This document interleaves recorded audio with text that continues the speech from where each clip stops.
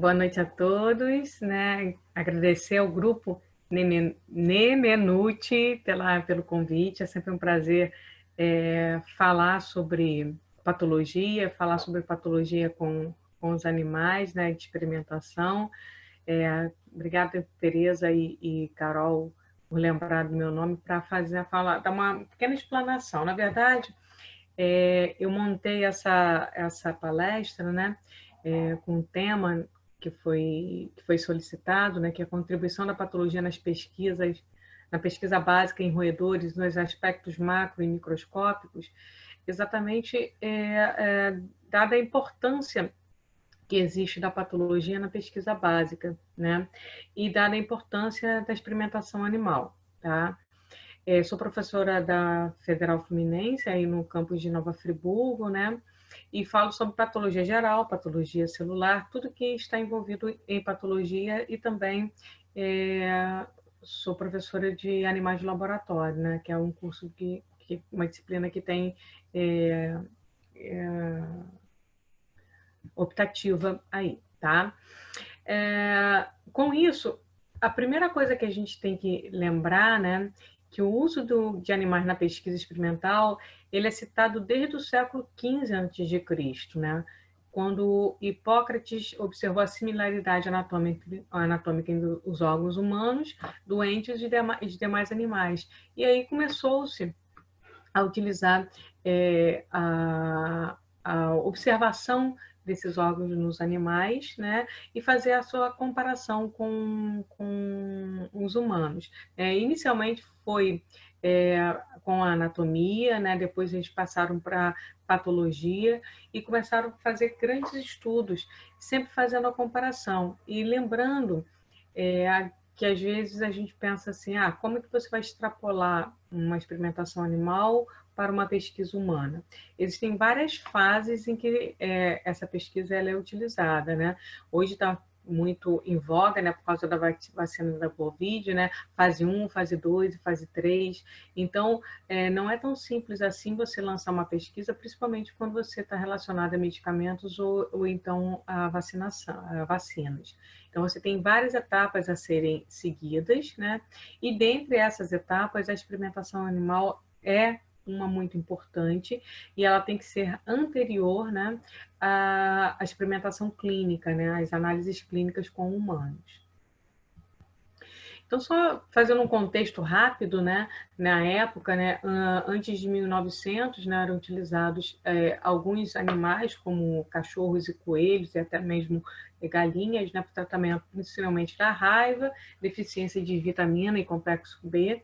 Depois, entre 1900 e 2020, foram utilizados bovinos também, por causa do tratamento da varíola, né, e a patogenia da tuberculose, que ainda é utilizada até hoje, né?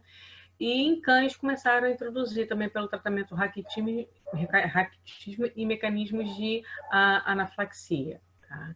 Entre 1920 e 1930, coelhos também foram utilizados, né, como técnica de cateterismo cardíaco, descoberta da insulina e até mesmo os mecanismos da diabetes. Tá? E também as pesquisas cardíacas, como mecanismo do eletrocardiógrafo.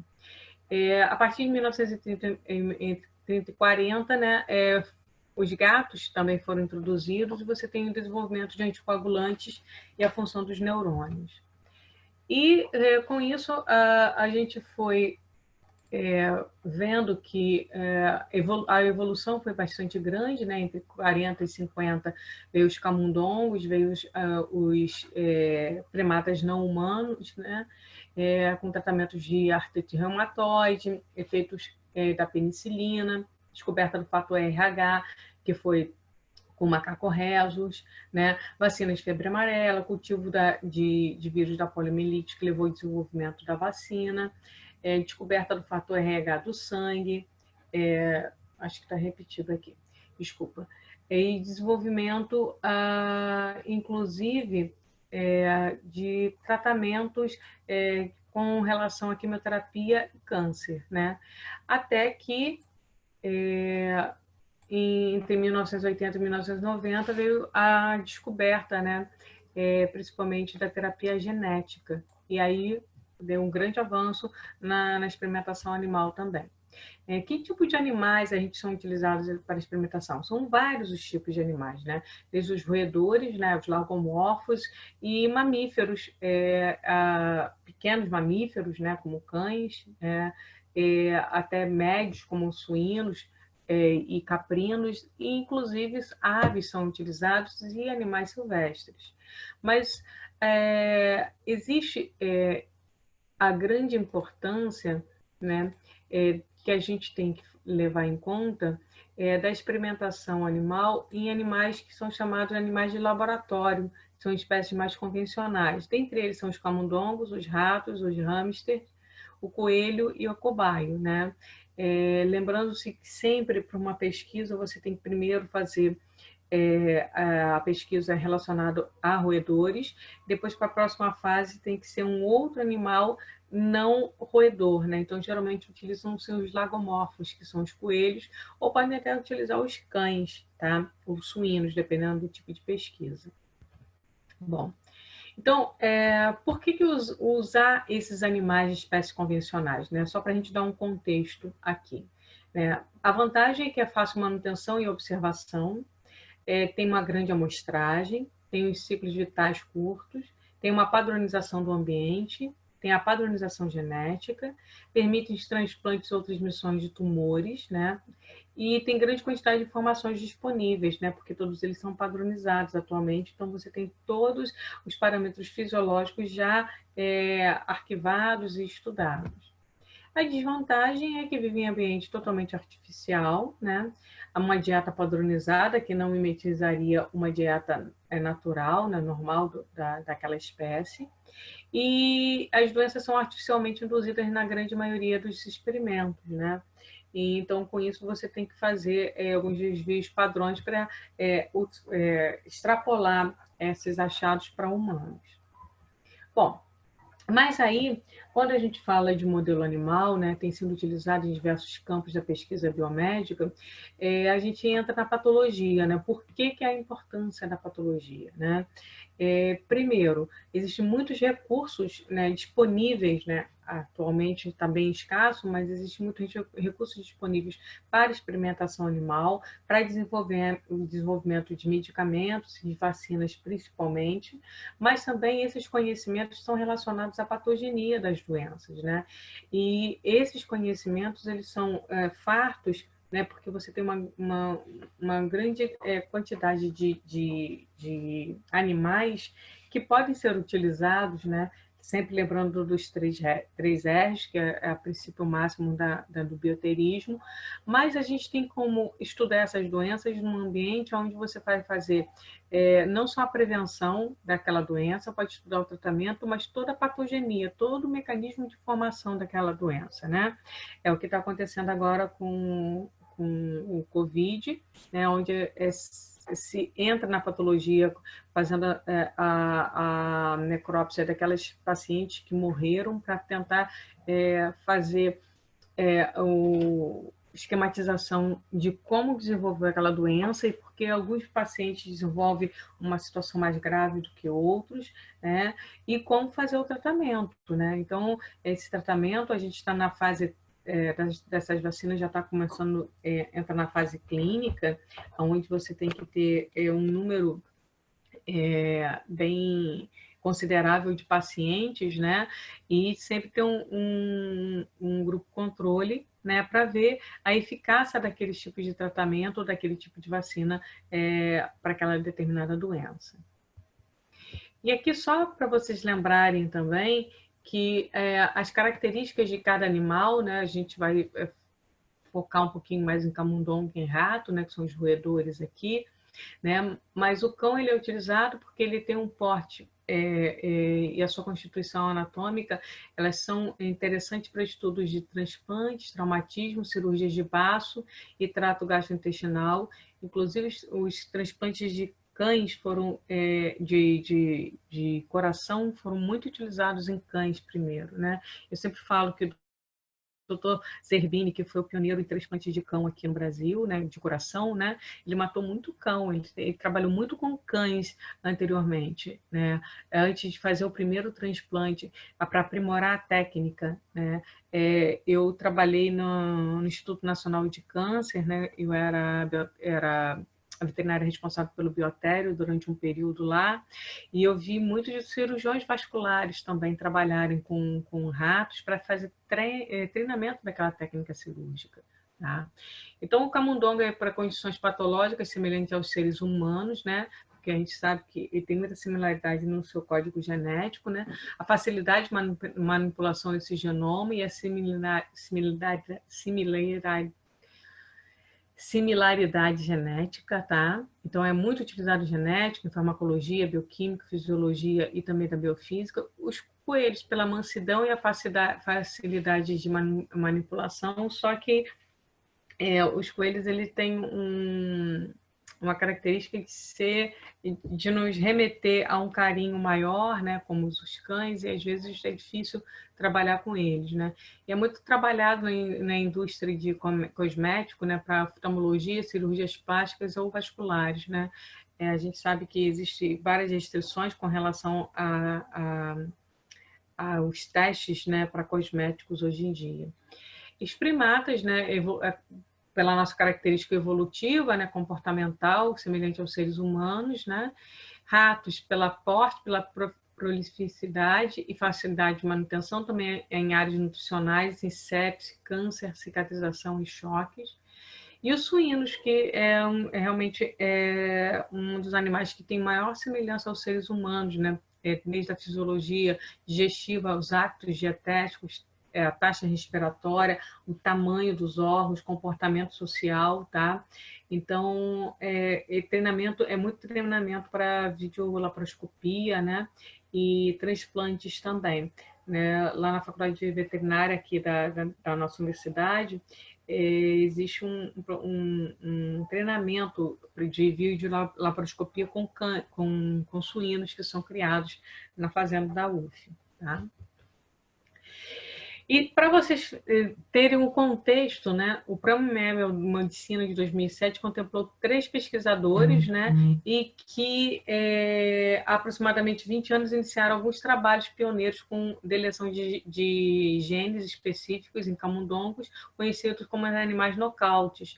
Hoje em dia, tem muito mais de 300 tipos diferentes desses camundongos nocautes, né, e que foram gerados com esse objetivo de estudar a participação desses genes específicos em várias doenças, né?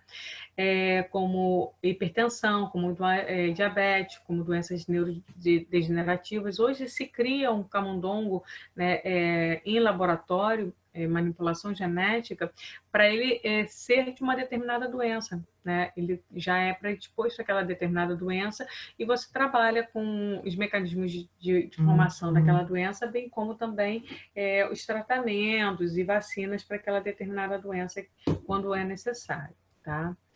E uma pesquisadora em genética e biologia, né, ela fala, a doutora Maria Luísa Gomes de Macedo Braga, fala que dos 216 premiados nessa categoria de prêmio Nobel, né, em medicina e fisiologia, 180 usaram os animais, né? Então, para a gente ver o contexto da importância desses animais.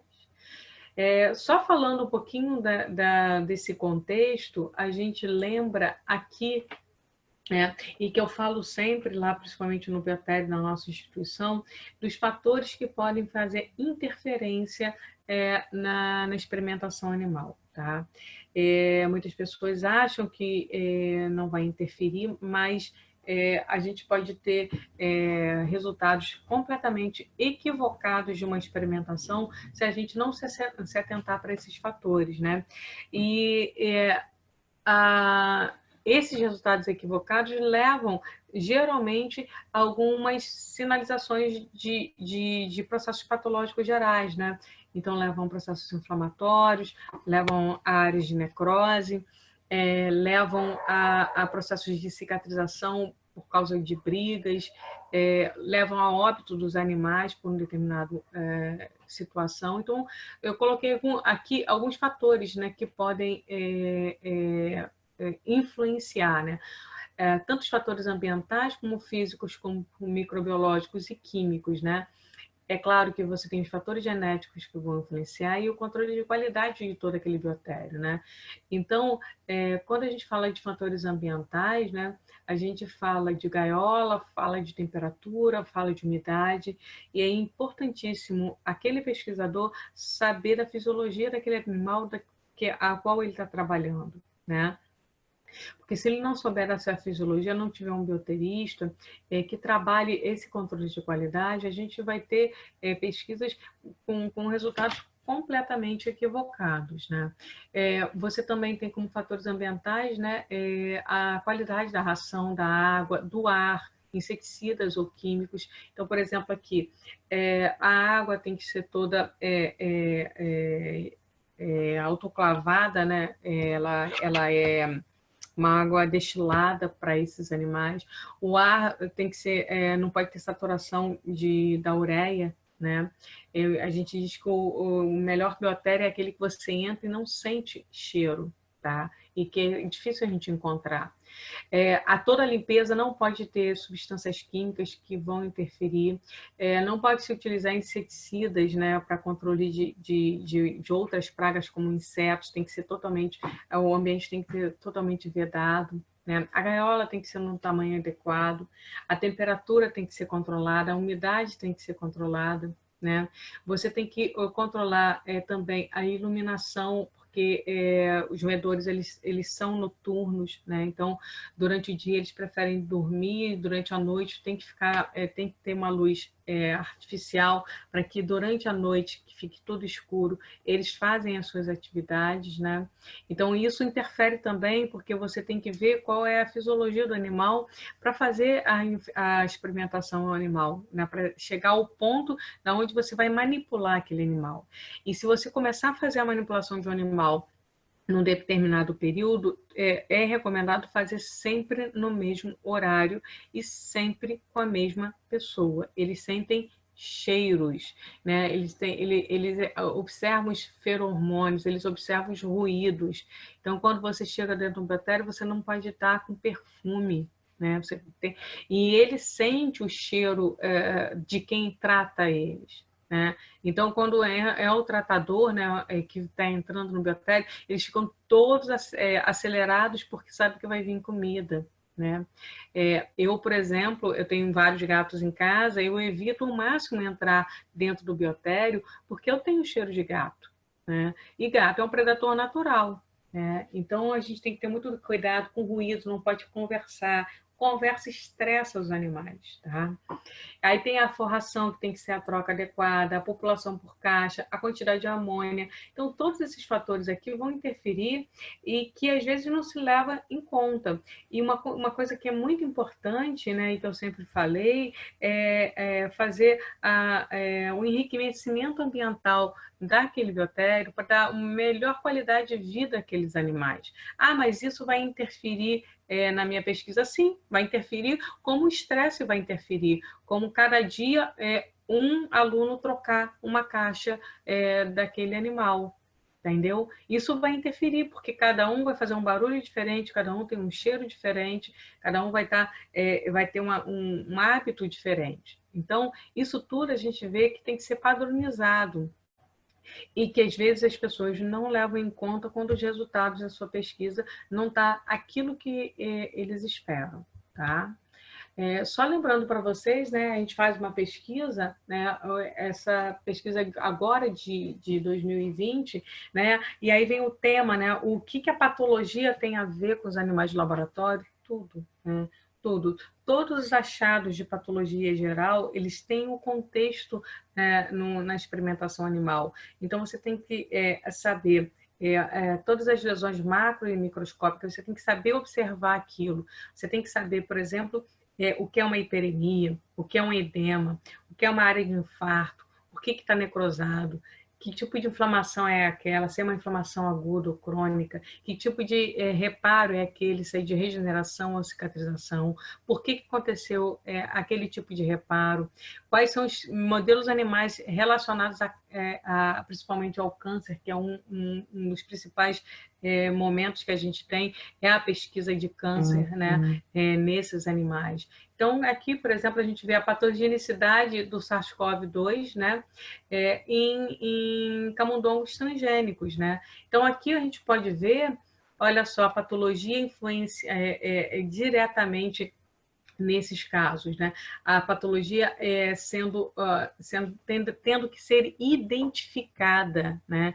Então, às vezes, você tem um pesquisador que ele trabalha com o animal e ele negligencia principalmente as lesões macroscópicas e microscópicas e ficam só pensando naqueles dados, né, laboratoriais, né, de parâmetros de hemograma, de parâmetros de bioquímica, né, e esquece de ver a lesão. Né? Então, por exemplo, aqui no SARS-CoV-2, né, você tem um estudo excelente de pneumonia intersticial, né, que vai ter infiltrado de macrófagos, linfócitos, né, nesse tecido pulmonar, e o acúmulo desses macrófagos, principalmente na cavidade dos alvéolos, né, como nós estamos observando aqui, e isso você vai entendendo a patogenia daquele processo, né?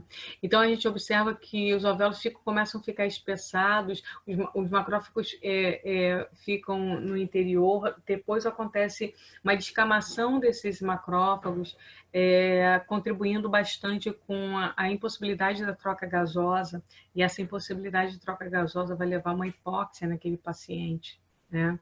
E depois você vai ter um processo de inflamatório, então aquela onda inflamatória que ainda está sendo muito estudada, porque que alguns pacientes desenvolvem um quadro de inflamatório exacerbado e outros não, né? Se deve utilizar corticoide ou não, quando se deve utilizar corticoide, exatamente por esses estudos experimentais que a gente tem que saber. E a gente só consegue descobrir isso quando a gente estuda fundamente a patogenia, que é aquele mecanismo de ação, como também a observação dessas lesões, né? Porque depois desse processo inflamatório, vai vir um processo de reparo, de hiperplasia e até mesmo de cicatrização. Então, alguns pacientes, após o desenvolvimento da SARS-CoV, ele desenvolve quadros de fibrose pulmonar, né? Que isso vai ficar para a vida inteira daquele paciente. Bom, outro modelo aqui também saiu esse ano, né, da SARS-CoV-2, né, como é que é a sinalização de um tipo de interferon com processo inflamatório. Então, a gente às vezes acho que troquei o slide aqui. Então, às vezes a gente vê que a macroscopia, a microscopia, o simples HE que a gente fala, ele é o início de tudo, né? A histologia, né, pela coloração de rotina, hematoxilina e eosina, ele é o principal. Depois dele que a gente vai para outros padrões de análise, como imunistoquímica, vai para microscopia eletrônica, vai para confocal, etc, etc, etc. Mas o básico, né? E a gente sabe que 80% das coisas são diagnosticadas no HE simples. Né? Quando você quer um refinamento, você vai procurar outros. Mas a análise de rotina ela é importantíssima. Desculpa, eu volto depois. Por exemplo, aqui é a análise do SARS-CoV-2, né, análise do pulmonar, onde você tem uma coloração de rotina, depois você faz um PAS, e aí depois você faz as outras colorações de imunistoquímica, vai fazendo com focal e vai observando, né, quais são os parâmetros que você pode comparar. Mas o primeiro é o HE, não tem jeito. Né? Outros modelos experimentais que a gente pode encontrar, né? Por exemplo, a sepse. O estudo da sepse ela é importantíssima nos camundongos. Você faz modelos experimentais de sepse para entender todo o processo de inflamatório, todos os mediadores químicos que estão ali, como que desenvolve a disseminação desse patógeno, que órgãos são prejudicados, né? Como acontece a regeneração, que microambiente acontece isso tudo, né? Então, isso tudo é feito na experimentação animal. Só que na experimentação animal você tem que saber identificar esses achados. E esses achados aqui são de patologia, né? Então você tem que saber os processos patológicos básicos gerais para fazer esse entendimento. Qualquer doença, qualquer base de doença, você tem que saber as lesões básicas da patologia, tá? Você já passou. Um outro exemplo é de trombose, né? A indução de trombose experimental no modelo animal, onde você pode fazer o estudo de mecanismo para utilização de anticoagulantes, né? Quais são os anticoagulantes que podem ser utilizados, qual tipo de revascularização isso pode acontecer. Tá?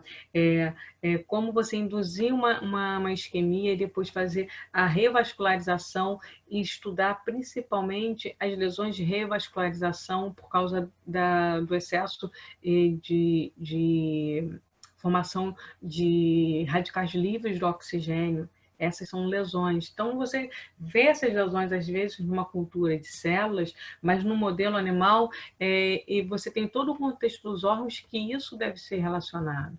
Tá? Por exemplo, nós estamos muito perto da vacina contra a esquistossomose. A doutora Miriam Tendler é a pesquisadora responsável pela vacina de esquistossomose na Fiocruz, e eu fui convidada para colaborar com essa pesquisa, né? Onde eu fui a patologista que analisou alguns experimentos, né? Foram realizados por eles, eu fiquei com a parte da necrópsia e da histopatologia, né? E com isso, todos aqueles achados que foram relacionados de hiperemia, de edema, de hemorragia, se tinha processo inflamatório ou não, em que órgãos tinha esse processo inflamatório, se na lesão, no local da aplicação tinha alguma reação, que reação era aquela? Era só hemorragia, era só edema, ou tinha um processo inflamatório? Se esse processo inflamatório era agudo ou crônico, por que ele desenvolveu esse processo inflamatório? Né? E só conseguiu passar após essa fase, né, que foram com camundongo, fizeram com camundongos, eu não participei, eu participei com coelhos, né, e coelhos grávidos, para ver se tinha alguma interferência dessa vacina nos fetos, né, e para depois passar para a fase clínica, tá? Então, aqui é só para exemplificar para vocês, né, um projeto que foi de tese de doutorado aqui de professores aqui da Universidade, né, Federal Fluminense, né, a doutora Thais Amorim, né. Eu achei interessante, né, fazendo essa pesquisa, no efeito de gel da papaína como agente cicatrizante em lesões cutâneas de camundongos diabéticos. Tá? Então, olha só como é importante. Essas são lesões cutâneas de contração feita por uma ferida no período de um camundongo não diabético, né? No dia 0, no dia 7, no dia 10 e dia 14. E aqui dos camundongos diabéticos até o dia 30, né? E se eu estava utilizando o gel da papaína para fazer esse tipo de cicatrização, qual a percentagem desse gel de papaína que estava sendo utilizado, e a gente pode ver os grupos diferentes, né? Camundongos não diabéticos e camundongos diabéticos, né? Com fases diferentes das feridas. Então, o pesquisador, né? O biomédico, ou qualquer área da medicina, das áreas biomédicas, né? Ele tem que saber identificar que isso aqui é uma lesão, né? Que lesão é essa, né? Como é que é o processo de cicatrização, como é o processo inflamatório inicial, depois o processo de regeneração ou cicatrização. Então, essas fases, elas têm que ser descritas. Aí vem a importância da macroscopia e o treinamento de tanto o pesquisador quanto dos nossos alunos dessas lesões. Tá? E aí vamos para a microscopia, né? A pele íntegra do camundongo não diabético e a pele íntegra perdão, aqui é camundongo diabético, perdão, eu esqueci de tirar. Do camundongo diabético. Se você, tudo bem que essa primeira imagem está em aumentos diferentes, né? Mas você tem que ver se existe alguma diferença histológica entre um e outro, né? E só um patologista bem treinado, ele consegue ver essa diferença, né? Então, vamos lá. Por exemplo, aqui a gente observa, ó, em dias diferentes, o dia 0, que foi o dia da lesão, o dia 3, os grupos diferentes, né? E aqui são os camundongos não diabéticos e aqui os camundongos diabéticos.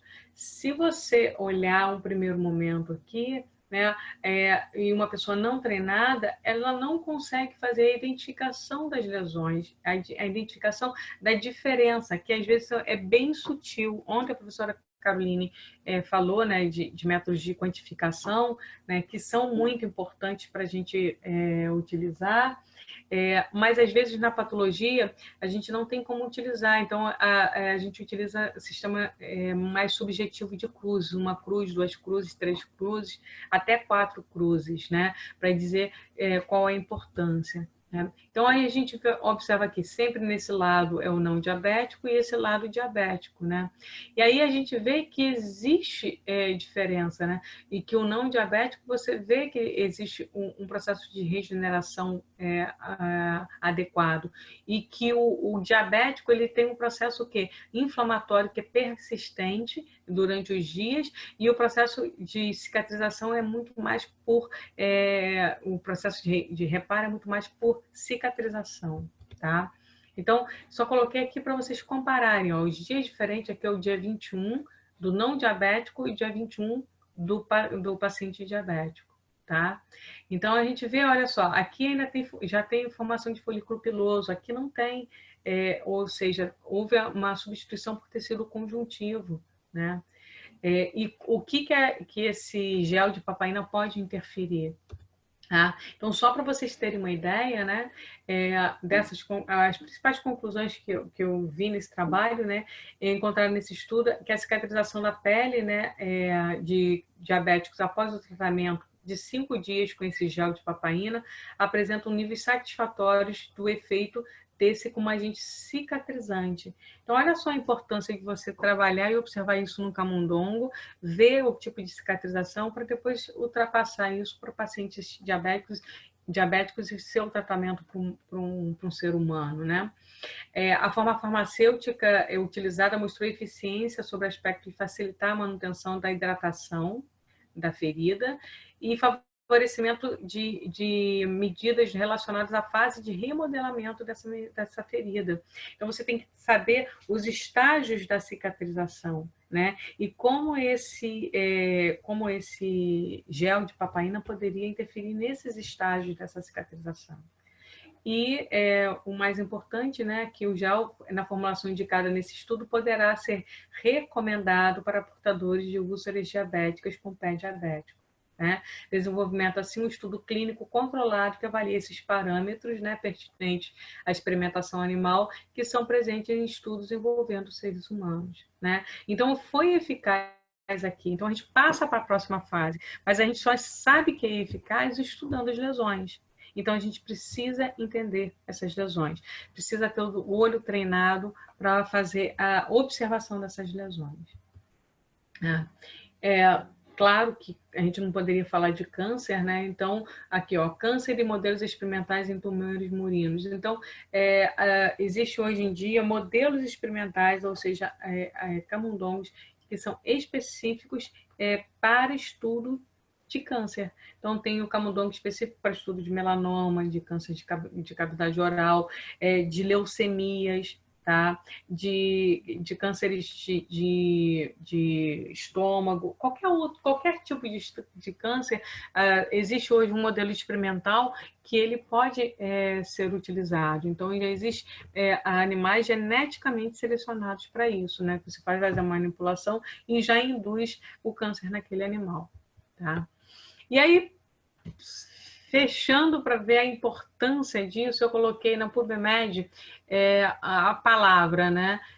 Estudo experimental de câncer murino. Olha só quantos resultados, né? Mais de 67 mil resultados. E olha o boom, né, de crescimento de estudos relacionados, principalmente à experimentação animal, da identificação do câncer, né? Mas para eu estudar o câncer, eu tenho que saber quais são os parâmetros desse câncer, quais são as classificações desse câncer, qual descrição microscópica que eu tenho, né? Se ele dá metástase ou não, qual tipo de pleomorfismo, relação núcleo-citoplasma, isso tudo é o estudo de lesão, de patologia, né? Incluído aí no estudo do câncer. Aí eu mudei, botei modelo experimental murino para câncer, mais de 80 mil resultados, né? Novamente, um grande boom, ó, de experimentação.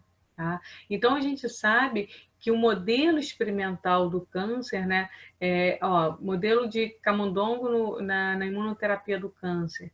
Então, a gente não pode deixar de ver a importância desses animais, né, nos estudos, e a importância da identificação dessas lesões nesses estudos também. Tá?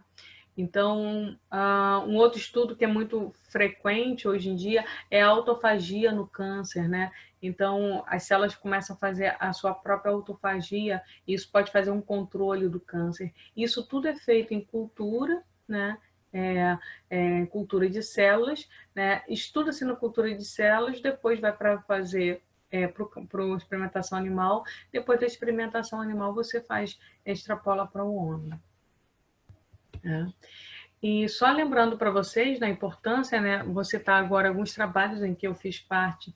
Esse aqui é um grupo de trabalho da Fiocruz também, né, que trabalha com nanopartículas, né, onde você tem uma toxicidade, né, foi avaliado em ratos, né, e essa toxicidade, e aí eu não analisei a nanopartícula, né? O que foi o trabalho foi a análise dos órgãos, ver se essa nanopartícula tem interferência nos órgãos daquele animal, né? Então, aqui no fígado, aqui no baço e aqui nos rins. E se essas lesões estão relacionadas à indução dessa nanopartícula ou não.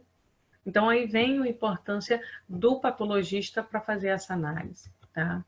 Um outro tipo de trabalho que a gente fez agora no grupo da UF, né, foi os mecanismos de ação também de processos, principalmente no carcinoma escamoso oral, aonde foi feita análise histopatológica, né, e aqui a gente vê a importância do relato dos achados necroscópicos e dos achados histopatológicos nos animais controles em diferentes dias, né?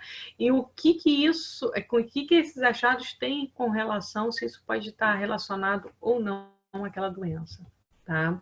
Um outro trabalho também do mesmo grupo, né, foi feito também do carcinoma oral, e aí você observa a citotoxicidade, né, se aquela intoxicação é aguda ou crônica, e ali a gente vê também que na análise microscópica, macroscópica e microscópica foi ver que se tinha alteração, geralmente não se vê observação nenhuma na análise macroscópica, na microscópica você tem ou discretas alterações que podem não estar relacionadas àquele processo, ou sim, né, dependendo do estudo que a gente está fazendo, né? E esse trabalho também foi do grupo da professora Caroline, né? Foi da Francine, né? A eterna monitora, né? De coração, e que da tese de mestrado dela, aonde ela já é uma treinada patológica, né? Então, ela já tem todas essas noções. Então, os achados microscópicos, né, contribuíram para a observação da expressão da matriz de metaloproteinase, né? E foram contribuindo para os achados de conclusão desse trabalho, tá? Um outro trabalho também com o grupo da UF, né, onde, juntamente com a professora Caroline também e o professor Fábio, em que a gente foi achado, os achados patológicos, né, no coração, um processo inflamatório, onde você vai fazendo a graduação desse processo inflamatório relacionado exatamente ao Staphylococcus aureus, embaixo, no rim e no pulmão. Né? Então, a gente tem que saber qual é o processo inflamatório, quais são as células inflamatórias, qual é a graduação dessa inflamação em cada grupo.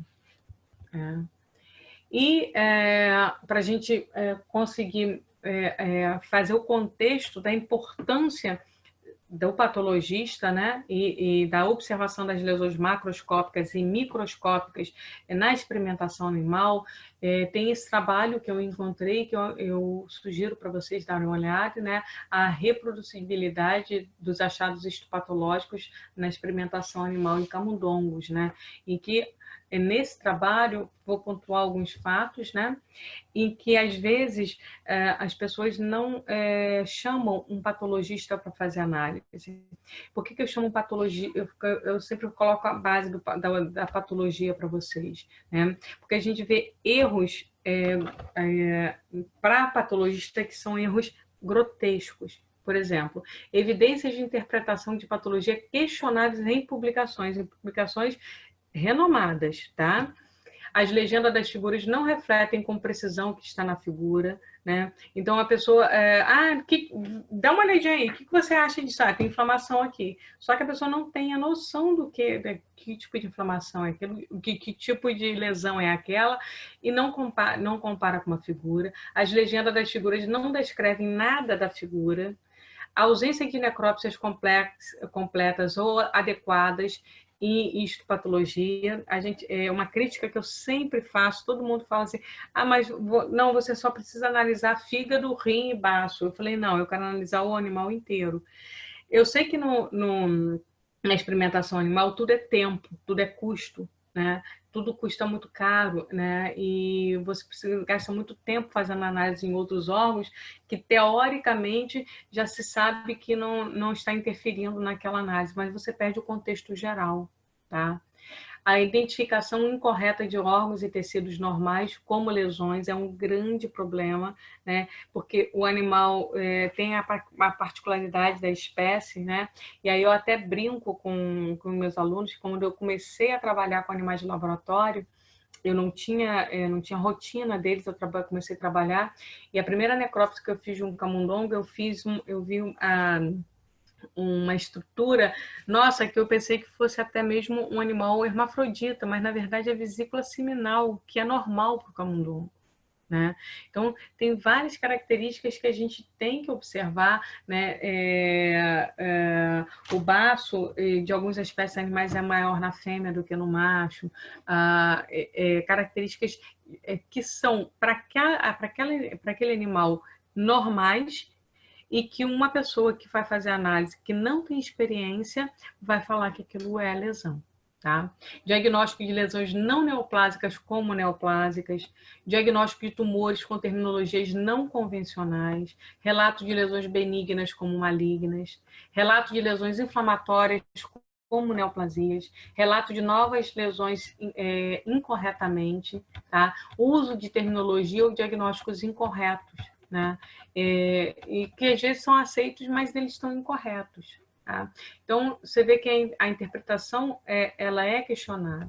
Para isso, né, a gente chega à conclusão que a macroscopia e a histopatologia costumam ser os defeitos da grande maioria das pesquisas, né, com uma preocupação crescente com a precisão da reprodutibilidade dos diagnósticos na literatura. Tá? Para reproduzir os resultados histopatológicos, esse protocolo de patologia, incluindo os métodos de necrópsia e preparação de lâminas. A preparação de lâmina é fundamental. A gente tem que ter uma boa lâmina para analisar. Deve ser seguido pela interpretação de lâminas por um patologista familiarizado com leitura de lâminas. Então, não basta ser um patologista familiarizado com leitura das lâminas, mas sim das lâminas daquele animal. Né? E com a nomenclatura médica de consensos usados nessa patologia de camundongo. A patologia de camundongo é uma patologia à parte, né? Nos Estados Unidos, as indústrias, eles contratam um médicos veterinários patologistas somente para analisar, fazer o padrão de qualidade daqueles animais. Tá? Importante que os patologistas sejam consultados como revisores de manuscritos em que a patologia é uma parte fundamental da investigação. E a ausência dessa experiência do patologista no planejamento, execução, revisão de pesquisas in vitro, usando ratos, né, foi no caso dessa pesquisa, leva a descobertas e conclusões de estudos questionáveis com base em patologias, mesmo em revistas de altos impactos. Né?